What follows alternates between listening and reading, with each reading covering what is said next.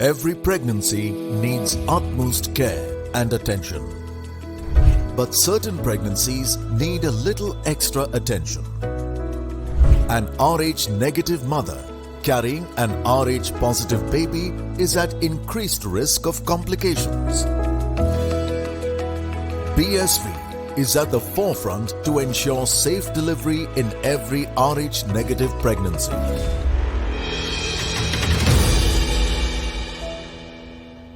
Hello and welcome to the Outside View presented by Women's Cricket Zone and brought to you by BSV, Puma, Food and Wellness, MRI Hospitals and MPL Sports Foundation. So match number 26. The hosts will lock horns with Pakistan. This game is going to be the last league match for both the teams and they would want to end it on a positive note. So to just preview this match, I have alongside me Julia and Shathira.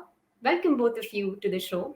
So both the teams would want to end their campaign on a positive note. Coming to you, Julia, first. New Zealand's journey in this tournament so far, it is a tad bit disappointing. They have been through quite a few close games, but there was a pressure of hosting probably the World Cup as well. They came from a good series win against India, but then tomorrow is their last league game and the campaign there ends for them. How do you think should they approach that game against Pakistan tomorrow? Well, they've clearly got a bit of a pride at stake. They're a good team. They've been a little unlucky, as you mentioned, with a few of their results that just didn't quite go their way. They had a few injuries as well in the last game, and they were on track. And then Sophie Devine hurt her back against England, and they were off to a flyer of a start. And then obviously their number one bowler for them, just about in Leah Tahuhu, also went down injured and couldn't complete her overs. So they've just had a bit of bad luck. Their lead into this tournament was fantastic. They had a great series win over India, a convincing one, 4-1. So yeah, I think they'll be pretty disappointed in how it's ended up turning out for them, and they'll be coming out here and wanting to make sure that they assert their dominance. Technically, they could still sort of win maybe if they absolutely annihilate Pakistan tomorrow, and both England and India don't win their last two games. They may sneak in over in net run rate. So that'll be interesting, and I'm sure Sophie Devine won't need any encouragement to try and belt some sixes at Hagley where they're playing tomorrow. So a bit of pride at stake for New Zealand. I'm sure we'll see a really good show from them. Definitely. So if we can have a look at the head-to-head between New Zealand and Pakistan. So the teams have faced each other on 13 occasions in the ODI format, out of which New Zealand have won 12 and Pakistan has won one game. Clearly, the hosts have an edge here, but there are quite a few players who've been very impressive in the New Zealand's journey so far in this tournament. We've always been talking about Amelia Kerr, of course, Sophie Devine also in the last game. Though she was struggling with that strain, but then she came back. She tried to take the team to a very good total out there. But Frances McKay, we were talking about her. She is the one, probably she's not the only one, but one of those players from the New Zealand setup who has impressed us with her performances, isn't Julia? Yeah, Frankie Mackay's been great, and she's brought really good energy to the group. Obviously, she came in replacing the Leah Kasparek, which was quite controversial, I suppose, at the same time. But then we really saw the value of Frankie Mackay. She's a really good competitor. She's good with the bat, even though she's probably been found out a little bit with that big front pad of hers, throwing out there a few LBWs, but great in the field, good energy, a good cricket mind. So, yeah, she's been fantastic for the group. I think Maddie Green probably underperformed a little bit, but she's had moments where she's really shone and got to stand up to be able to support, the big names in, Amy Satterthwaite and Susie Bates and Sophie Devine and those guys. So I think, it's boding quite nicely for the New Zealand team, but they just couldn't quite get it right in this big tournament. And the way for them forward is to make sure that they just keep playing lots of competitive games and being very, very competitive and challenged all the time and keep stretching themselves to make sure that they're improving all the time. Yeah, that would be something that New Zealand would be thinking. But if we talk about from the Pakistan's point of view, they beat New Zealand in the warm-up game ahead of the start of the World Cup, Shathira. So that should be a bit of a positive for Pakistan heading into this game, that they can obviously come in and put a strong fight once again.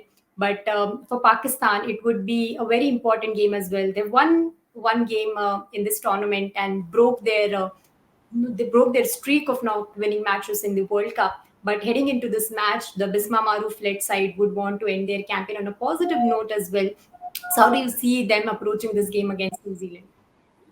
Yeah, obviously, it's very important game for Pakistan. Though they doesn't have any chance to play the semis, but how they came back after losing with Bangladesh. After they came back very nicely, they won against West Indies. West Indies won against New Zealand, and now they have match with New Zealand. So all the matches are being very very interesting. No one can say who is going to win. New Zealand and Pakistan game is going to be very interesting tomorrow. The game is going to be very interesting already. Shathira has predicted that. But if we talk about Pakistan's batting unit there, Julia, we always talk that their middle order has a lot of experience there with Alia Riaz, Nida Dar, Bisma Maruf, the captain herself. But that hasn't clicked for the team so far. Their bowling has still looked decent in the tournament. Diana Baig with the new ball, Nashra Sandhu taking in the charge in the middle overs as well. And then you have the young pace sensation in Fatima Sana there. But tomorrow is an opportunity for all those experienced campaigners to step up. And do you think that that's something that the team would want because their bowling has looked good in the tournament? Yeah, their bowling's been great, and as you said, their batting has been letting them down a little bit. Particularly, they're just losing too many wickets, which doesn't allow them that sort of platform to push off. I talk about this platform all the time, but it is so vitally important to allow that sort of middle order to continue on, but then also allow them to accelerate through those death overs. And they just haven't. They've got to that sort of final 10 overs, and they just have sort of fallen over a little bit because they haven't got the depth in their batting, but they also haven't got the key batter still out in the middle who's able to knock it around and keep the score ticking over constantly. So what they need to do is just make sure that they've got pretty clear plans, try and maintain their wickets, play a little safer, a little straighter maybe early, look for those singles to complement the boundaries that they're going to get along the way, and really build into their innings so that they can actually set a total. If they're put in first, they can set a total that's going to be potentially defendable from their bowling attack. So, are we going to see any surprises, or do you think New Zealand is absolutely entering this contest as favorites, Julia? I don't know if they're favourites. I mean, they've probably won one more game than Pakistan, so I don't know if that's necessarily favourites. Obviously, the 12-1 matchup doesn't look amazing, but again, it's World Cup cricket. Anything can happen. Pakistan are pretty keen to. They haven't had a horrific tournament, but I think they could challenge New Zealand, and particularly on the mindset where New Zealand's at. But I think New Zealand probably will get over the line. I'm hoping it's because of their it's their last game at home and they want to do it for their home crowd. But it'd be interesting to see if they do. One, how has Sophie Devine's back pulled up from the injury, and then also will they play people like your Rosemary Mayers and a few people we haven't seen yet, and just sort of bring in Fran Jonas, the left arm orthodox we saw in the first game and then didn't see again? Will they just sort of play around with the team a little bit now it's the last game, or will they just go flat out and just try and put another win on the board? All right, so it's going to be an interesting contest as Shathira has already predicted it to us, and then a few how the two teams are going to approach this game. It's going to be an interesting contest, of course, and both the teams would want their campaign to end on a positive note, of course.